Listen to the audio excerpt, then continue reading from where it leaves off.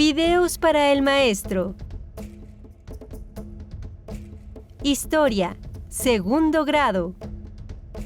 Bloque 1. 1. ¿Cómo conocemos el pasado? Tiempo histórico.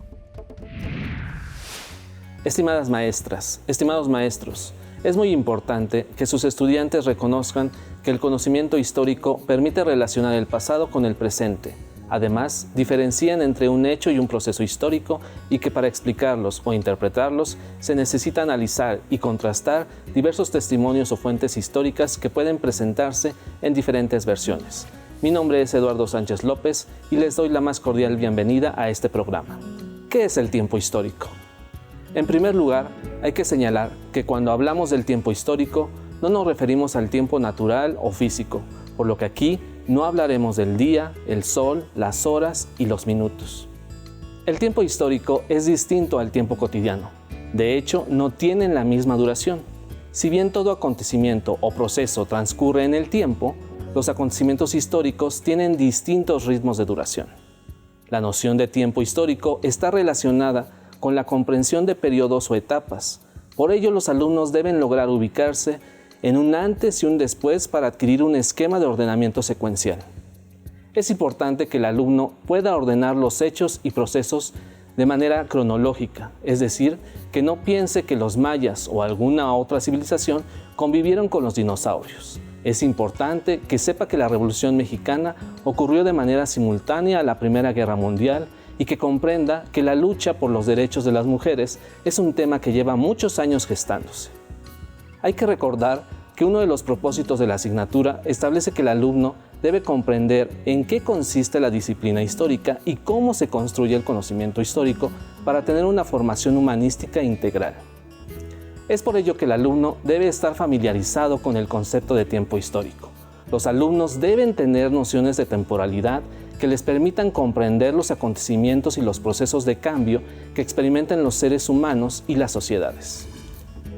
Para ello, tenemos una manera que nos permite ordenar los hechos y procesos históricos y así poder explicar las situaciones y comprender a los actores involucrados. En consecuencia, podemos explicar los hechos históricos de acuerdo con 3 procesos: la periodización, las relaciones temporales y la duración. La periodización es el proceso que divide el tiempo mediante una escala, y si bien esta escala no es uniforme, se puede clasificar de la siguiente manera: eras, como lo serían las eras geológicas, las cuales se tratan de grandes unidades de tiempo. Edades, como es la prehistoria o la edad de piedra, que corresponderían a milenios, años o siglos. Las fases o periodos, que son unidades de tiempo más corto dentro de un contexto geográfico determinado. Ejemplo de ello tenemos al preclásico temprano o el posclásico tardío. Aquí es importante que el alumno comprenda que las escalas empleadas sirven para poder entender y explicar los cambios que se suscitan en un contexto determinado, espacial y temporal. Que si tiene que hacer una línea del tiempo, esta no se realiza de manera arbitraria, sino que su finalidad es darle un sentido al momento que se quiere explicar. Relaciones temporales. El proceso de relaciones temporales es el efecto inmediato que tiene un hecho histórico. Puede ser un proceso de cambio, cuando hay una transformación, de continuidad cuando hay procesos que no se interrumpen y de simultaneidad si el hecho histórico afecta a varios espacios al mismo tiempo. Recordemos que el enfoque de la asignatura considera necesario encaminarse a un aprendizaje que reflexione sobre el pasado. Por ello es vital que los alumnos valoren las continuidades o la simultaneidad, ya que los llevará a tener en cuenta que los contextos son distintos y que de ninguna realidad permanece inalterada con el paso del tiempo. En el caso de la simultaneidad, por ejemplo, es importante que los alumnos identifiquen diversas situaciones.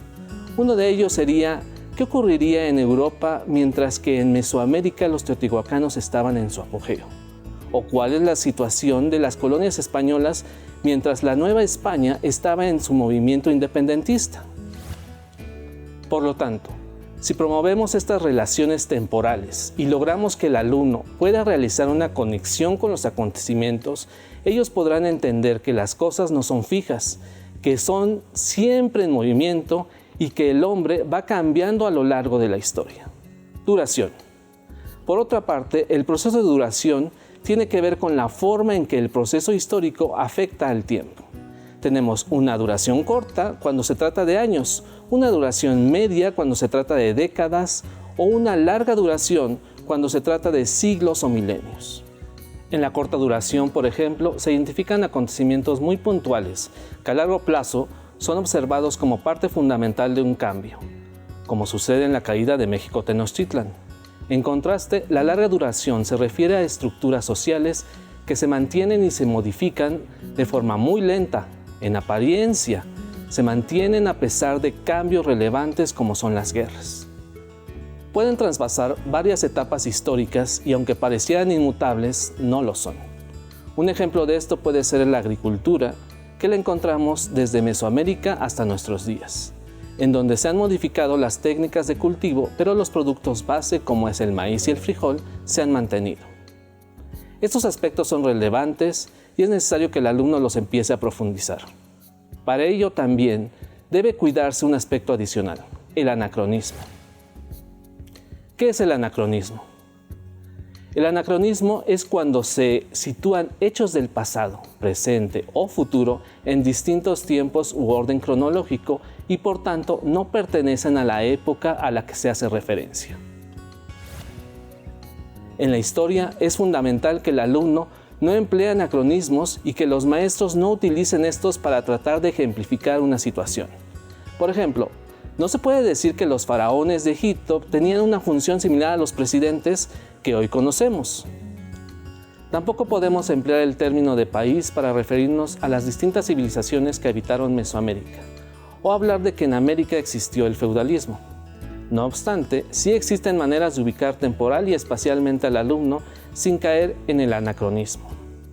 Por ejemplo, si estamos hablando de los mixtecos, se puede acotar en el actual estado de Oaxaca o en el actual territorio nacional. Con esto concluimos el día de hoy. Maestras y maestros, esperamos que esta información les sea de utilidad para sus clases y los invitamos a visitar el portal de Telesecundaria.